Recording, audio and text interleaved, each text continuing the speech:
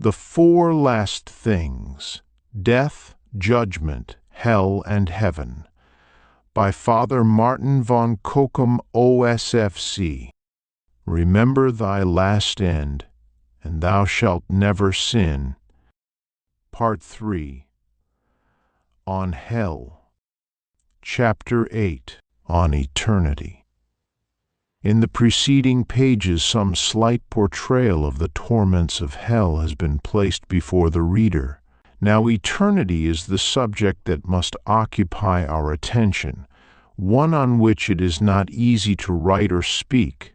The torments of hell are all so horrible, so appalling, that they are enough to make the bravest man tremble. But the thought of eternity is so awful that the serious consideration of it is almost enough to deprive one of one's senses. For in this world, however afflicted a man may be, he has one sure source of solace, the knowledge that, sooner or later, his misery will end. It appertains to human nature to get weary of everything after a time, even things that are agreeable to our nature and suited to our taste. If a man were forced to sit all day long at table, he would get a disgust of the viands before him. If one were made to sleep day and night for a whole week in the softest and most comfortable bed, how long the time would seem to him. If the most ardent lover of the dance were compelled to continue this favorite amusement day and night without rest, he would acquire a strong distaste for it. And if this is the case with things that are congenial to our nature and inclinations, what would it be in regard to those which are unpleasant and repugnant to us? If a small stone got into one's shoe, and if as a penance one had to keep it there for a whole week, this would seem almost intolerable. And if a slight pain or inconvenience becomes terribly irksome after a time, how can a serious illness or real discomfort be borne continually without murmuring and impatience? If it were possible that a wretched sinner could be condemned to lie in a furnace, bound hand and foot, for a whole year, would not the suffering deprive him of reason? No one could be so hard-hearted as not to feel the deepest compassion for any one thus tormented. Now look down into the abyss of hell, and there thou wilt see thousands and thousands of these unhappy creatures in the lake of fire and torment. Many of them have already spent 20, 100, 1,000, even 5,000 years in this dreadful state of suffering. But what is before them? Not 5,000 years more, not 100,000, not 1,000,000 of this terrible agony. They must endure it forever and ever. An eternity is before them, without comfort or solace, without grace or mercy, without merit or recompense, without the faintest hope of deliverance. This is what renders the torment of the damned so immeasurable. This is what drives them to fury and despair. What dost thou imagine that eternity really is, or what its duration will be? Eternity is something that has no beginning and no end. It is time which is always present and never passes away. Thus the torments of the damned will never end, never pass away. When 1,000 years have gone by, another 1,000 will commence, and so on forevermore. None of the damned can reckon how long they have been in hell, because there is no succession of day and night, no division of time, but continual and eternal night, from the first moment of their entrance into hell forevermore. And if thou wouldst conceive some faint idea of eternity, suppose the whole terrestrial globe to be composed of millet seeds, and suppose that every year a bird came and picked out one of those tiny seeds. What an infinite number of years must elapse before the whole earth was eaten up in this way. Nay, how many thousand years must pass before one little hillock was consumed? It is impossible to make any estimate of the number. Thou mayst perhaps think that it would take all eternity to destroy the earth by that slow process. But believe me, it might be destroyed many times over before eternity could end, for the earth must at last come to an end. Even if only once in a century one single grain was taken from the whole, but eternity cannot end, for nothing can be taken from it. How terrible is this thought! It is indeed appalling when one attempts to realize it. The damned would be joyful, they would give God thanks if they could hope, after millions and millions of years of torment, to be at last released from their misery. But there is no hope at all of their final release from the pains of hell. No one who thinks seriously of this can fail to be awestruck and horrified. O God, how terrible thou art! How great is thy severity! How canst thou, the Father of mercies, see these unhappy creatures condemned to such punishments forever and ever? How canst thou hear unmoved their despairing cries? All this teaches us how grievous every mortal sin must be, since thou, the all-merciful God, canst sentence the sinner to eternal damnation for one mortal sin. O Christian, I beseech thee, in the name of all that is holy, do not sin so lightly, do not think so little of mortal sin. See how dreadful is the chastisement inflicted upon the unfortunate sinners. It may perhaps appear scarcely credible to thee that God, whose mercies are infinite, could possibly inflict upon one of his frail creatures a never-ending punishment for one single mortal sin. Yet so it is, and it is even true that a man who has led a pious life will, if before his death he should have the unspeakable misfortune to commit a mortal sin and die impenitent, be consigned to eternal perdition. The psalmist could not help expressing his astonishment at this. In fact, he appears to think it hardly possible. Listen to his words. I thought upon the days of old, and I had in my mind the eternal years. And I meditated in the night with my own heart, and I was exercised, and I swept my spirit. Will God then cast off forever? Or will he never be more favorable again? Or will he cut off his mercy forever, from generation to generation? Or will God forget to show mercy? Or will he in his anger shut up his mercies? In another psalm he answers these questions, Man shall not give to God his ransom, nor the price of the redemption of his soul. He shall labor forever, and still live unto the end. That is to say, he shall be tormented forever, and yet live on.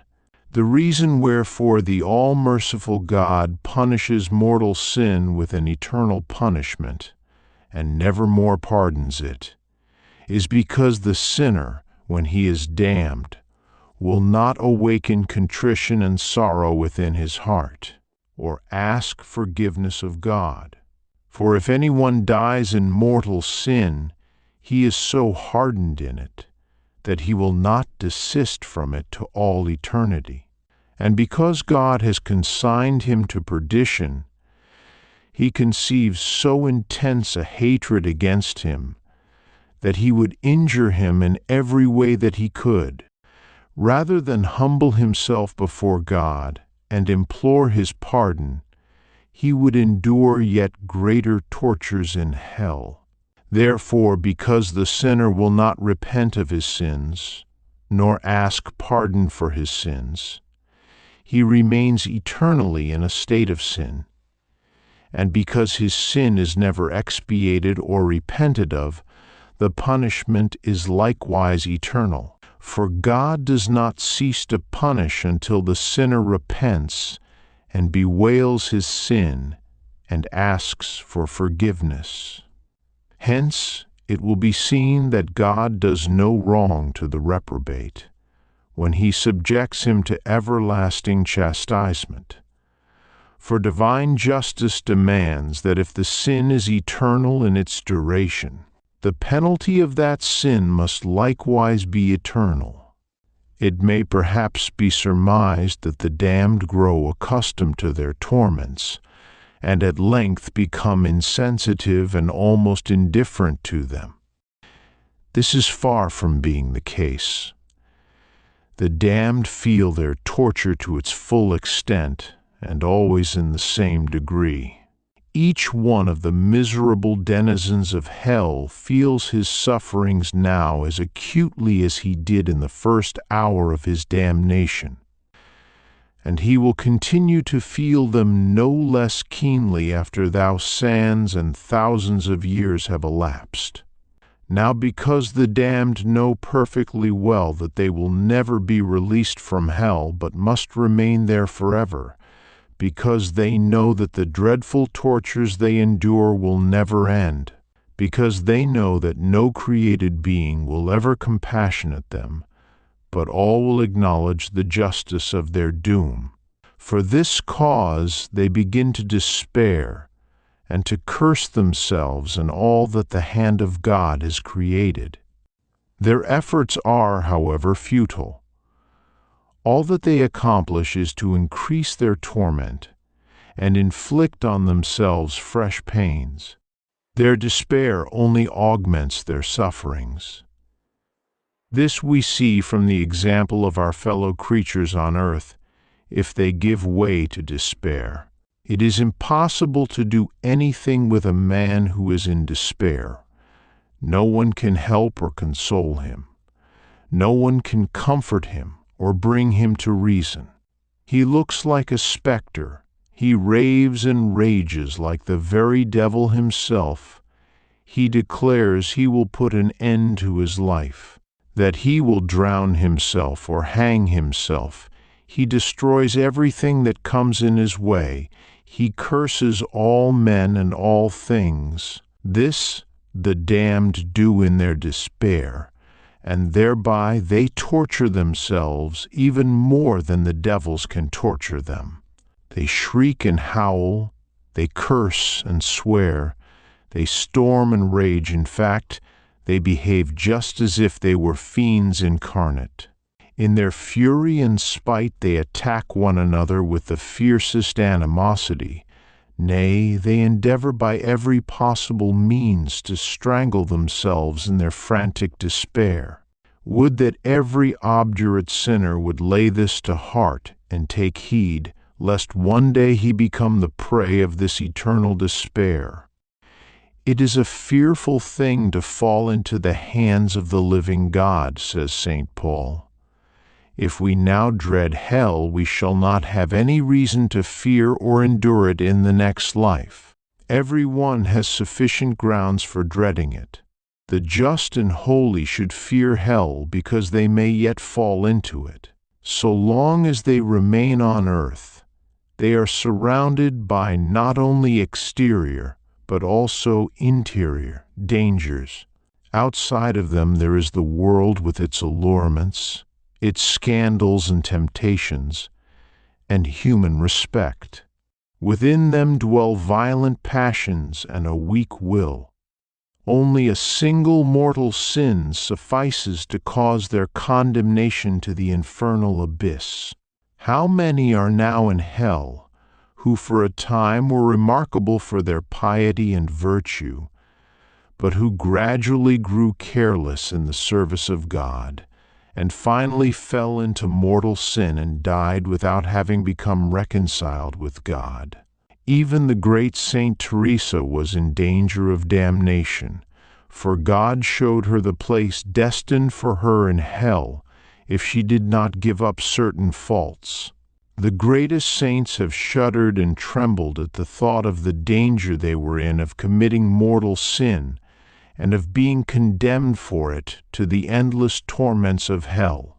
Saint Peter of Alcantara, who performed such great penances, dreaded even in his last moments the danger of falling into hell. Saint Augustine and Saint Bernard were filled with terror at the very thought of hell and of the danger they were in of deserving it.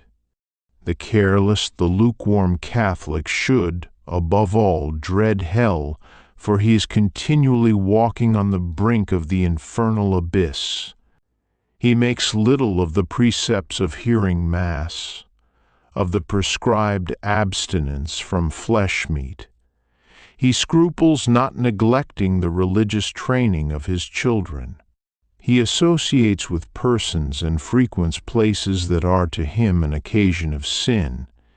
He yields to impure thoughts, commits sins of impurity without remorse, gives way to his vindictive feelings against his neighbor, appropriates to himself the goods of his neighbor, indulges to excess in eating and drinking, neglects prayer and the sacraments. Now is the time for him to be aroused from his life of sin.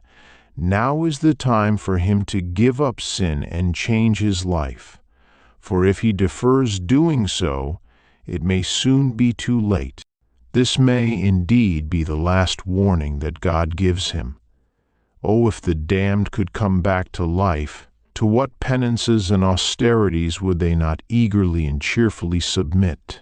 The prophet Esaias asks, "Which of you can dwell with devouring fire? Canst thou stand the fearful torments of hell for all eternity? Thou who art so fond of comfort and so sensitive to the least pain, which of you has deserved to dwell in hell?" Every one of us already deserved, immediately after our first mortal sin, to be condemned to that abyss of misery and woe. It is owing to the divine mercy that we have not been so condemned. Unless the Lord had been my helper, my soul had almost dwelt in hell. We are certain of having deserved hell, but we are not so certain of having been forgiven. Man knoweth not whether he be worthy of love or hatred. What a dreadful uncertainty! How much should it cause us to tremble? Esaias asks again, "Which of you shall dwell with everlasting burnings?" The answer is, all those sinners who do not give up sin, who do not bewail and confess their sins and amend their life, shall dwell with everlasting burnings. Let us, dear reader, make every effort, strain every nerve, undergo every suffering, make every sacrifice in this life, that we may escape the horrible fate of those who fall victims through their own fault to the divine justice. No pain is too great, no sacrifice is too dear when there is question of avoiding eternal torments. Let us then say with St. Augustine, "Lord, burn us here, cut and bruise us in this life, provided thou spare us in eternity."